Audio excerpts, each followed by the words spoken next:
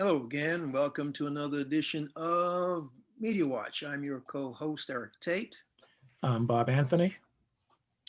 And I'm Yes, their guest, Alan Singer. yes, is Alan Singer again. And Dr. Singer, thank you again for taking the time to join us on another one of these sessions. We're pre-taping on a Wednesday before we'll submit to Manhattan Neighborhood Network for their next Monday airing. And I think when we air next Monday, that's going to be like a week before the election, or is that, yeah, that's the week before the election when we air. So we might as well. In New York, early voting starts this Saturday. And, I know. and I'm going in early voting. I don't want to take a chance on the mail-in because I expect Trump to try to block it. So I'm going to go in early voting early next week. But anybody in New York who's registered can go voting starting Saturday. and I'm glad you bring up that point, Alan. I just reread my the pamphlet I got a few weeks ago just to make sure I knew where my early voting site was. I intend to walk my ballot in, but I might change my mind and just go to the early voting spot. So I'm glad you pointed that out. well, I can give both of you an update. The Manhattan Board of Elections headquarters at 200 Varick Street. When you walk into the building, they point you to a box right in the lobby. You don't have to worry about waiting for an elevator. You don't have to go up to the 10th floor. They say right there, drop your ballot in that box right there, because I did that 2 days ago. Oh, good for you, Eric. I hope things are exactly the same in Brooklyn. I want to see that box in the lobby. Yeah, there it is. You don't have to worry about getting in an elevator with a bunch of people. You don't have to worry about going to the 10th floor. You go right there. They say ballot drop box right there. I walked over there, dropped it in, said, thank you very much. And I left in and out in 10 seconds. Beautiful. Hopefully wearing a mask. Definitely wearing a mask. Folks in the lobby seem to be wearing masks. Most of them that I can remember. A couple of folks on the street didn't seem to have it, but the people in the building seem to have masks on. So, but you know, the History News Network, Alan, you've written for them. I've written for them on occasion. They had a couple of very interesting stories in their lineup last week. And one of them dealt with the Republican assault on the right to vote. And it was, I forget the exact title of the article, but the gist of the headline was, the Republicans hadn't been doing this for the last 40 years. What has changed? And Alan, did you take a look at it? Yes. Remember, brief our viewers a little bit about why it even came to be that they stopped this type of voter suppression offensive. Well, the Republicans are a minority party. They can't win elections if people turn out to vote. So their strategy, and it's clearest in the year 2000, is to block the vote first, sue to block the count, and 3, to keep people from being eligible. In Florida, went to Al Gore. It then switched over to George W. Bush, and then the Supreme Court, the state government, to Bush's brother, blocked the recount that would have more than likely have swung it back to Gore. The Supreme Court, with a 5-4 Republican majority, then upheld the state decision to block the recount. As a result, George Bush was president, not Al Gore. We had 9/11, and we've had 20 years of war in Iraq and Afghanistan. So the Republican strategy is to do whatever they can by legal and extra legal means to prevent people from voting. Now, on the Supreme Court, the Republicans were on the court was successful in throwing out legal protection by the Justice Department under the Voting Rights Act of 1916, which would have had the federal government intervening. Right. So they've used their control of state governments, they've used their control of the courts to undermine democracy, to prevent people from voting. Interesting, in Florida, they actually passed a referendum that said that former convicts who had done their time should now be allowed to vote. And the state legislature overruled a state referendum that said, well, what? They owe money for room and board while they were in jail, so they still can't vote. Yeah, I mean, this is outrageous. We actually talked about that on a previous show, about a month ago, Bob? I think we did because it was highlighted on 60 Minutes, maybe. Just exactly that topic. Just insane. If you didn't pay your, I don't know, owed for a sandwich, if you had any debt whatsoever, you couldn't vote. If you were a convict, and you had any debts outstanding, I thought poll taxes were illegal, but yeah, it's just astounding. And you're right, Alan. The referendum had passed, and there was a period of joy for all of these folks who would get their ability to vote back. But then, yeah, the state Republicans pulled it. So, Yes. Had been allowed to vote, Al Gore would have been elected president overwhelmingly. yeah, And this has been the Republican strategy. yeah. What I'm worried now is because Donald Trump and his minions and the rest of the Republican Party are all talking about getting armed people that they're quoting as being, quote, poll watchers to go to all these polls around the country to supposedly protect against voter fraud and to deal with maybe demanding voter IDs, et cetera, in a blatant attempt at voter intimidation. And the article in History News Network was talking about the fact that we hadn't seen any of those tactics for the last 40 years because, correct me if I'm wrong, Bob, there was a consent decree that the Republican Party entered into with the Democratic Party after the New Jersey gubernatorial election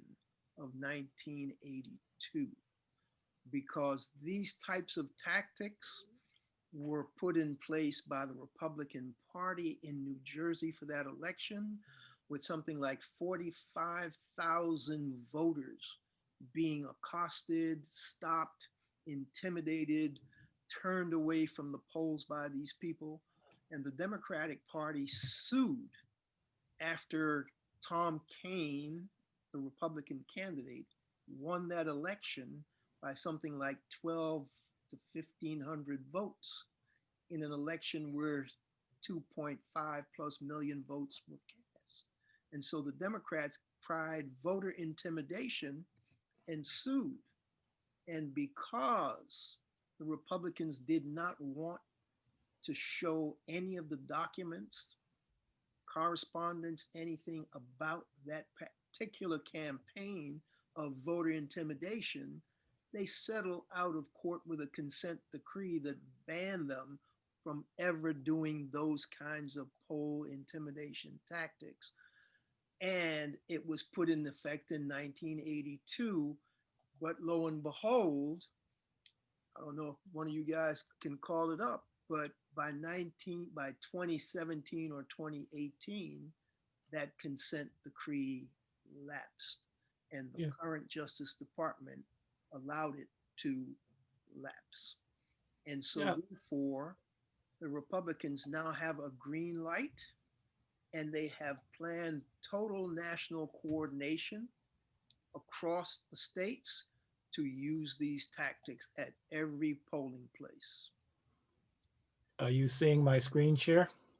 It just popped up, Bob. And, Yes. and so Republican voter suppression efforts were banned for decades. Here's what changed. Are there any particular quotes in that you find worthy of sharing with our viewers? Well, I'm going to skip over the Trump tweets that they quote in the beginning, where Mhm. he alleges that the radical left is going to pile in all these fake ballots into the ballot boxes Mhm.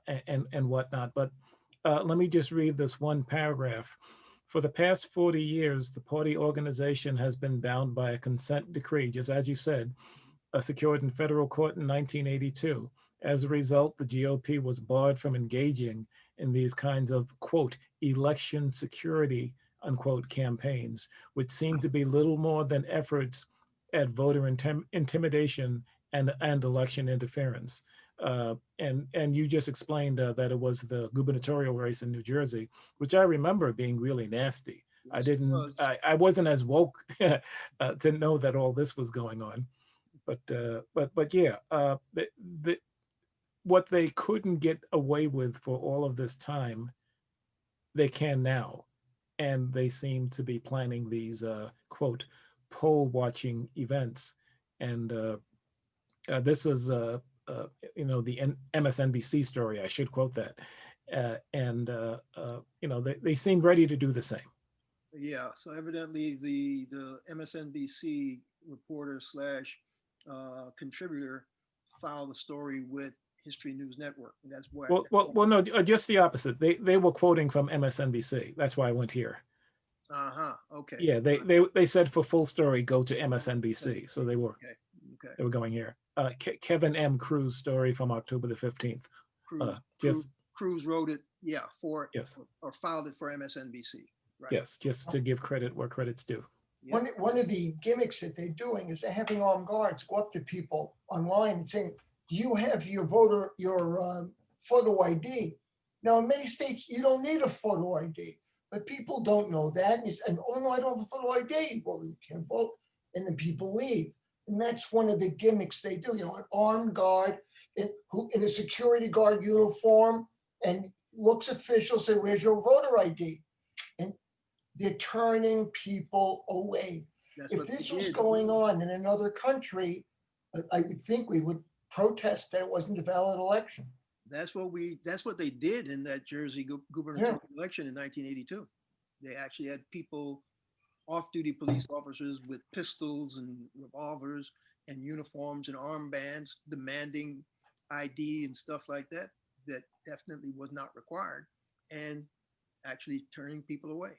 So they're planning to try to do that or something similar in the 2020 elections. And what I'm suggesting publicly now is that the Democratic Party, the National Committee, should have a concerted plan to make sure they have, if not a goon squad, a protection squad prepared to face the Republican goon squad that's going to try to intimidate these voters.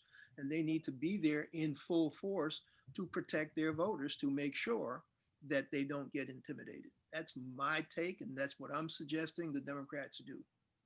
Our mission is to tell people right now, no one can tell you you can't vote.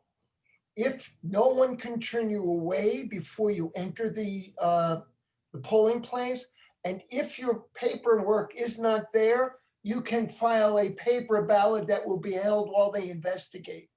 So even if you get in and everything is not kosher, you could still write up your vote and leave it there and they will check it after. No one can turn you away.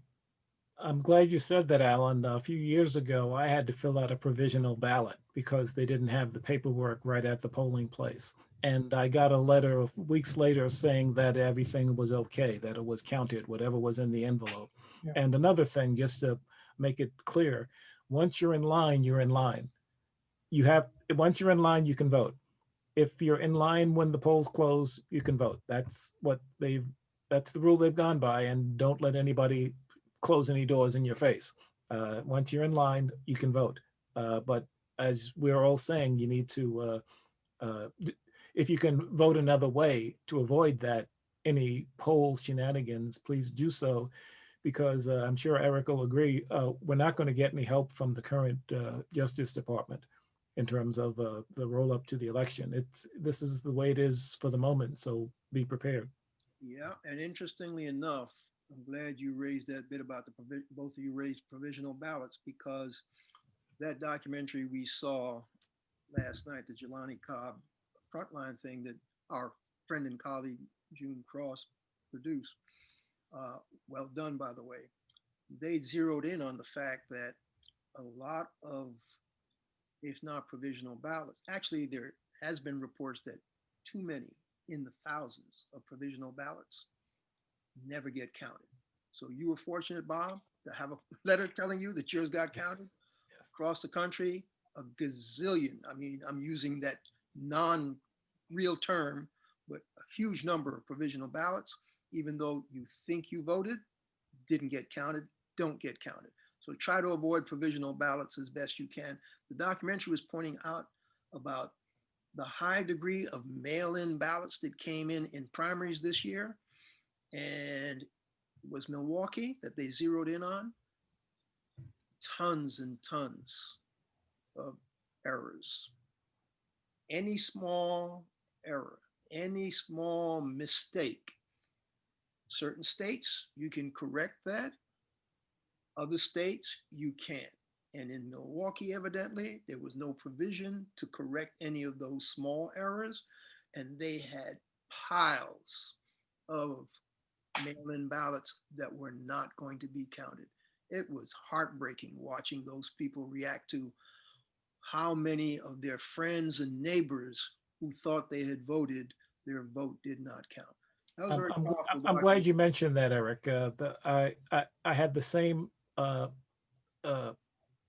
emotion, because they were showing the people, the two women on the screen, on a computer screen, the people who came up in the database whose votes were not counted. Of course, it didn't say who they voted for. It just said these votes weren't counted. And they let the women read the screen, and they could recognize names in their neighborhoods and of people who didn't get counted. It was terrible, in a city I used to work in, by the way.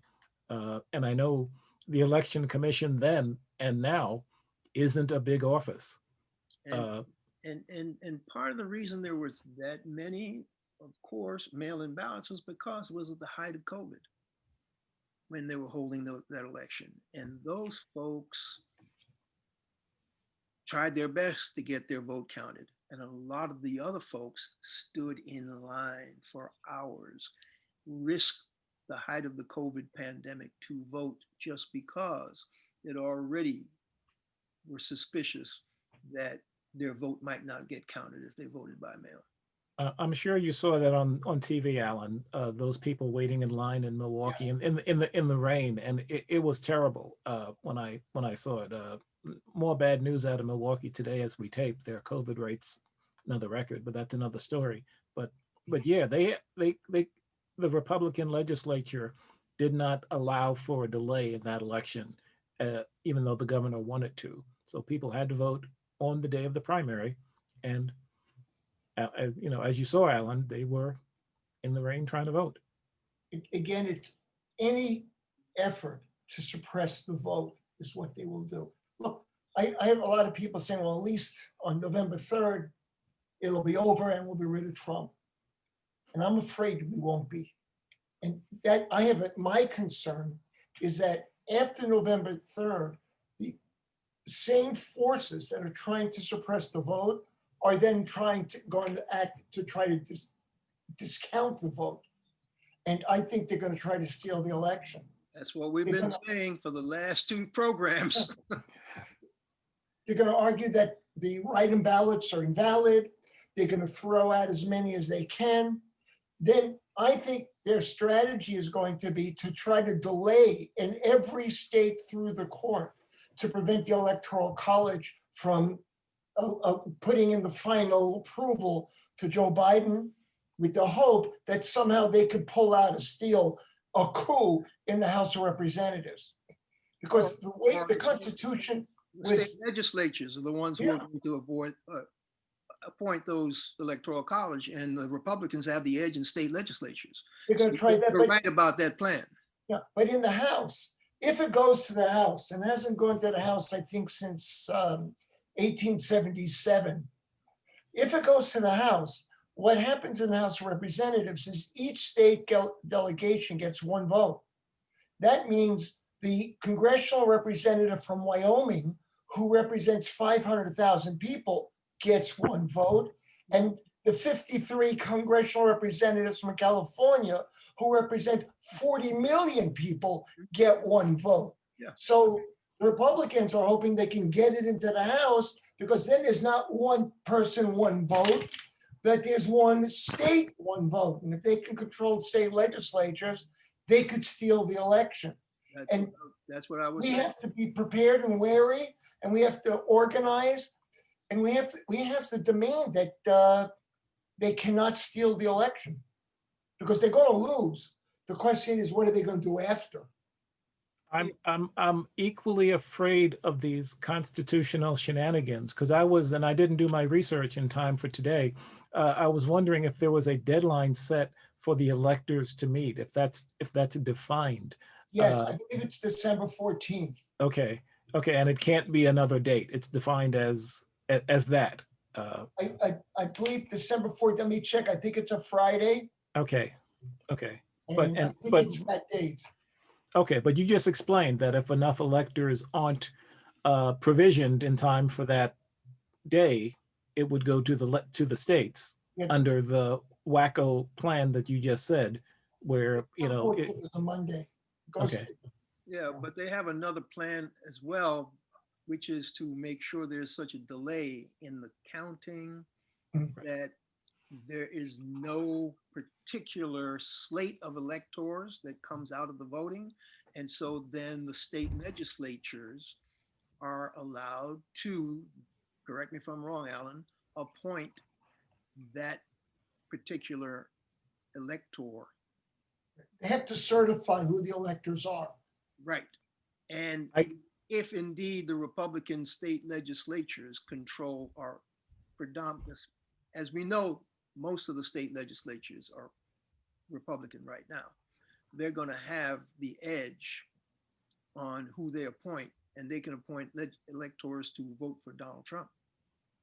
Okay, I get it, because it would be the Secretary of State of each state, right? That would actually do the certification. The certification of the elections and the electors. But if that can't be done, then again, Alan, you just explained what it falls to.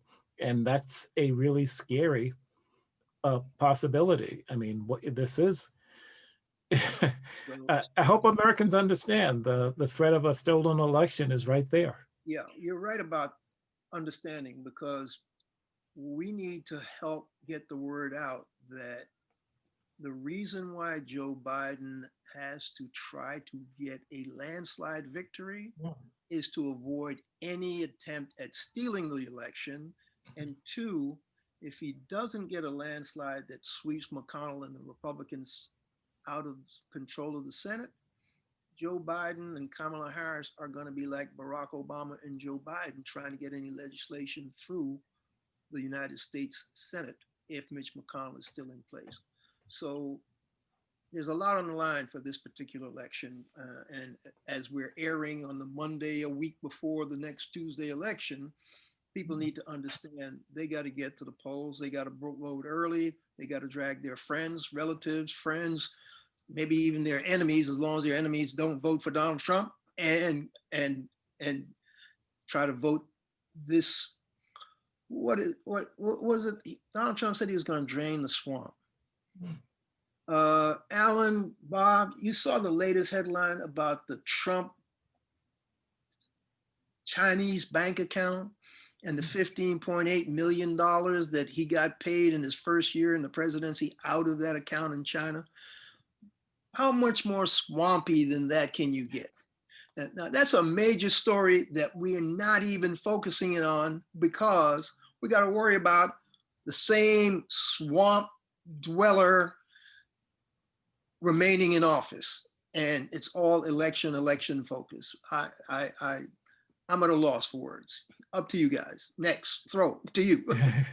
No, well, there's not much you can say to that other than this is probably the tip of a bigger iceberg. I bet you there are accounts all over the place. Wouldn't be surprised if there was some in Russia that he's pulling money out of. That's, he's Believe me, the man's tied up. That's why he can't be as forward as he wants to be with these other countries. And we have about 3 minutes left. He owes 421 million that is due soon. And it's owed to Deutsche Bank, and it's owed to a group called Ladder, which is a real estate investment house in Los Angeles. But the Deutsche Bank has been charged and investigated for laundering money for what they call Russian entities.